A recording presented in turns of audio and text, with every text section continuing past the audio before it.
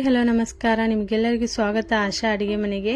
ನಾವು ಮನೆಯಲ್ಲಿರುವಂಥ ಬೇಸಿಕ್ ಸಾಮಗ್ರಿಗಳನ್ನು ಬಳಸಿ ಇವತ್ತು ಸೋಯಾ ಚಂಕ್ಸ್ನ ರೆಸಿಪಿನ ಮಾಡೋಣ. ಇದನ್ನು ಮಾಡಲಿಕ್ಕೆ ತುಂಬ ಸಾಮಗ್ರಿಗಳೇನು ಬೇಕಾಗಿಲ್ಲ. ಮನೆಯಲ್ಲಿ ಯೂಸ್ ಮಾಡುವಂಥ ಬೇಸಿಕ್ ಸಾಮಗ್ರಿಗಳನ್ನು ಬಳಸಿ ಈ ಸೋಯಾ ಚಂಕ್ಸ್ನ ರೆಸಿಪಿ ಮಾಡಿ ತುಂಬಾ ಟೇಸ್ಟಿಯಾಗಿ ರೆಡಿ ಆಗುತ್ತೆ.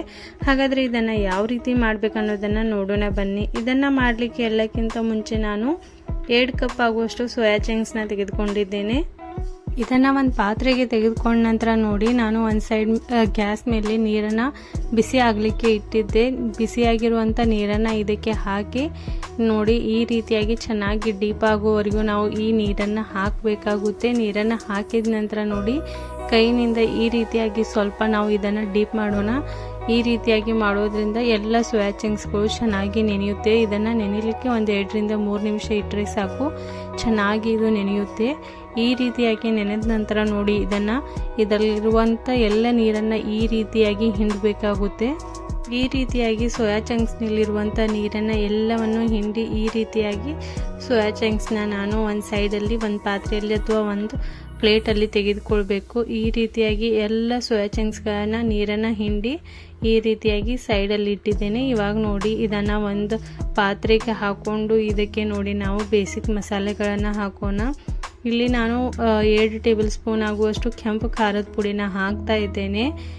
ಅದರ ನಂತರ 1/4 ಟೇಬಲ್ ಸ್ಪೂನ್ ಆಗುವಷ್ಟು ನಾವು ಇಲ್ಲಿ ಅರಿಶಿನ ಪುಡಿನ ಹಾಕಬೇಕು. 1/2 ಟೇಬಲ್ ಸ್ಪೂನ್ ಆಗುವಷ್ಟು ಜೀರಿಗೆ ಪುಡಿನ ಹಾಕ್ತಾ ಇದ್ದೇನೆ. ಅದರ ನಂತರ 1/2 ಟೇಬಲ್ ಸ್ಪೂನ್ ಆಗುವಷ್ಟು ನಾನು ಧನಿಯಾ ಪುಡಿನ ಹಾಕ್ತಾ ಇದ್ದೇನೆ. ಅದರ ನಂತರ ನೋಡಿ, 1/2 ಟೇಬಲ್ ಸ್ಪೂನ್ ಆಗುವಷ್ಟು ಗರಂ ಮಸಾಲ ಇವಾಗಲೇ ಹಾಕ್ತಾ ಇದ್ದೇನೆ, ನೋಡ್ಬೋದು. ಅದರ ನಂತರ ರುಚಿಗೆ ತಕ್ಕಷ್ಟು ನಾನು ಇಲ್ಲಿ ಉಪ್ಪನ್ನು ಹಾಕಿ ಇವಾಗ ನಾನು ಇದಕ್ಕೆ 1/2 ಕಪ್ ಆಗುವಷ್ಟು ನಾನು ಗಟ್ಟಿ ಮೊಸರನ್ನ ಹಾಕ್ತಾ ಇದ್ದೇನೆ. ಇವಾಗ ನೋಡಿ, ಎಲ್ಲವನ್ನು ಚೆನ್ನಾಗಿ ಮಿಕ್ಸ್ ಮಾಡಿಕೊಂಡು ಈ ರೀತಿಯಾಗಿ ನಾವು ಎಲ್ಲ ಮಸಾಲೆಗಳನ್ನು ಚೆನ್ನಾಗಿ ಮಿಕ್ಸ್ ಮಾಡ್ಕೋಬೇಕು. ಈ ರೀತಿಯಾಗಿ ಮಿಕ್ಸ್ ಆದ ನಂತರ ನೋಡಿ, ಇದನ್ನು ನಾವು ಮ್ಯಾರಿನೇಟ್ ಆಗಲಿಕ್ಕೆ ಒಂದು 5 ರಿಂದ 10 ನಿಮಿಷ ಇಡಬೇಕಾಗುತ್ತೆ. ಇವಾಗ ನೋಡಿ, ಈ ಮಸಾಲೆಗಳು ಚೆನ್ನಾಗಿ ಎಲ್ಲ ಕಡೆನೂ ಮಿಕ್ಸ್ ಆಗಿದೆ. ಈ ರೀತಿಯಾಗಿ ಮಿಕ್ಸ್ ಆದ ನಂತರ ನೋಡಿ, ಇದನ್ನು ಒಂದು 10 ರಿಂದ 15 ನಿಮಿಷವರೆಗೂ ಮ್ಯಾರಿನೇಟ್ ಆಗಲಿಕ್ಕೆ ಸೈಡಲ್ಲಿ ಇಟ್ಬಿಡೋಣ. ಇದ್ರ ಮೇಲೆ ಮುಚ್ಚಿ ಒಂದು 15 ನಿಮಿಷವರೆಗೂ ಇಟ್ಬಿಡಿ. ಇದಕ್ಕೆ ನಾನು ಮಸಾಲೆನ ಮಾಡಲಿಕ್ಕೆ ಬೇಸಿಕ್ ಆಗಿರುವಂಥ ಮನೆಯಲ್ಲಿ ಯೂಸ್ ಮಾಡುವಂಥ ಟೊಮೆಟೊನ 7 ಟೊಮೆಟೊ ಪ್ಯೂರಿನ ನಾನು ರೆಡಿ ಮಾಡ್ಕೊಂಡಿದ್ದೇನೆ. ಅದರ ನಂತರ ನೋಡಿ, ಒಗ್ಗರಣೆ ಕೊಡಲಿಕ್ಕೆ ನಾನು ಒಂದು ಪಾತ್ರೆನ ತೆಗೆದುಕೊಂಡು ಅದರಲ್ಲಿ ನಾವು 8 ರಿಂದ 2.5 ಟೇಬಲ್ ಸ್ಪೂನ್ ಆಗುವಷ್ಟು ಆಯಿಲ್ನ ಹಾಕಬೇಕು. ಎಣ್ಣೆ ಚೆನ್ನಾಗಿ ಬಿಸಿ ಆದ ನಂತರ ನೋಡಿ, ನಾನು ಇಲ್ಲಿ 2 ಈರುಳ್ಳಿನ ಸಣ್ಣಗೆ ಕಟ್ ಮಾಡಿದ್ದೆ. ಈ ಈರುಳ್ಳಿನ ಹಾಕಿ ನಾವು ಚೆನ್ನಾಗಿ ಫ್ರೈ ಮಾಡ್ಕೋಬೇಕು. ಈ ಈರುಳ್ಳಿ ಕಲರ್ ಸ್ವಲ್ಪ ಚೇಂಜ್ ಆಗುವವರೆಗೂ ಇದನ್ನು ಫ್ರೈ ಮಾಡ್ಕೊಳ್ಳೋಣ. ಇಲ್ಲಿ ನೋಡಿ, ನಾನು ಇದ್ರ ಕಲರ್ ಸ್ವಲ್ಪ ಬ್ರೌನ್ ಕಲರ್ ಅಲ್ಲಿ ಬರುವವರೆಗೂ ನಾನು ಇದನ್ನು ಫ್ರೈ ಮಾಡ್ತಾ ಇದ್ದೇನೆ. ಅದರ ನಂತರ ನೋಡಿ, 1 ಟೇಬಲ್ ಸ್ಪೂನ್ ಆಗುವಷ್ಟು ನಾನು ಇದಕ್ಕೆ ಶುಂಠಿ ಬೆಳ್ಳುಳ್ಳಿ ಪೇಸ್ಟ್ನ ಹಾಕ್ತಾ ಇದ್ದೇನೆ. ಶುಂಠಿ ಬೆಳ್ಳುಳ್ಳಿ ಪೇಸ್ಟನ್ನು ಹಾಕಿದ ನಂತರ ನೋಡಿ, ಇದನ್ನು ಕೂಡ ನಾವು ಚೆನ್ನಾಗಿ ಮಿಕ್ಸ್ ಮಾಡ್ಕೊಳ್ಳೋಣ. ಈ ರೀತಿಯಾಗಿ ಮಿಕ್ಸ್ ಮಾಡಿದ ನಂತರ ನಾನು ಇದಕ್ಕೆ ರೆಡಿ ಮಾಡಿಟ್ಟಿರುವಂಥ ಟೊಮೆಟೊ ಪ್ಯೂರಿನ ಹಾಕ್ತಾ ಇದ್ದೇನೆ. ಟೊಮೆಟೊ ಪ್ಯೂರಿನ ಹಾಕಿದ ನಂತರ ನೋಡಿ, ಇದರ ಹಸಿಯಾಗಿರುವಂಥ ಸ್ಮೆಲ್ನ ಹೋಗಬೇಕು, ಅಲ್ಲಿವರೆಗೂ ನಾವು ಇದನ್ನು ಚೆನ್ನಾಗಿ ಫ್ರೈ ಮಾಡೋಣ. ಇದನ್ನು ಫ್ರೈ ಮಾಡುವಾಗ ನೋಡಿ, ಸ್ವಲ್ಪ ಈ ರೀತಿಯಾಗಿ ಕಲರ್ ಚೇಂಜ್ ಆಗುವವರೆಗೂ ನಾವು ಇದನ್ನು ಫ್ರೈ ಮಾಡ್ಕೋಬೇಕು.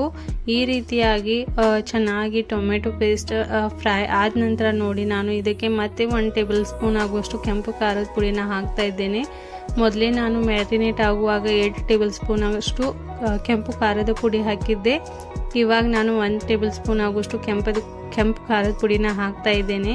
ಎಲ್ಲವನ್ನು ಹಾಕಿದ ನಂತರ ನೋಡಿ, ಸ್ವಲ್ಪ ಆಯಿಲ್ ಬಿಡಲಿಕ್ಕೆ ಸ್ಟಾರ್ಟ್ ಆದಾಗ ಈ ಮ್ಯಾರಿನೇಟ್ ಮಾಡಲಿಕ್ಕೆ ಇಟ್ಟಿರುವಂಥ ಸೋಯಾ ಚಂಕ್ಸ್ನ ಇದಕ್ಕೆ ಹಾಕಿ ನಾನು 2 ಕಪ್ ಆಗುವಷ್ಟು ನೀರನ್ನು ಇದಕ್ಕೆ ಹಾಕ್ತಾ ಇದ್ದೇನೆ. ಅದೇ ಮಸಾಲೆ ಪಾತ್ರೆಯಲ್ಲಿ ನಾವು ನೀರನ್ನು ಹಾಕಿ ಇದಕ್ಕೆ 2 ಕಪ್ ಆಗುವಷ್ಟು ನೀರನ್ನು ಹಾಕಬೇಕು.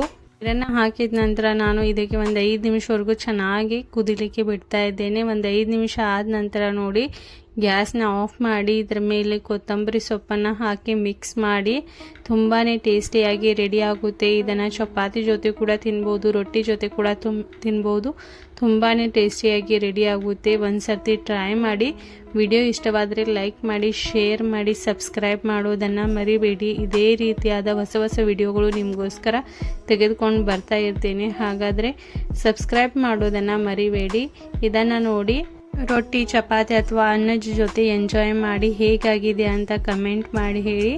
ಇದೇ ರೀತಿಯಾಗಿ ಹೊಸ ಹೊಸ ವಿಡಿಯೋಗಳು ನೋಡಬೇಕಂದ್ರೆ ಎಲ್ಲಕ್ಕಿಂತ ಮುಂಚೆ ಸಬ್ಸ್ಕ್ರೈಬ್ ಮಾಡಿ. Thanks for watching this video.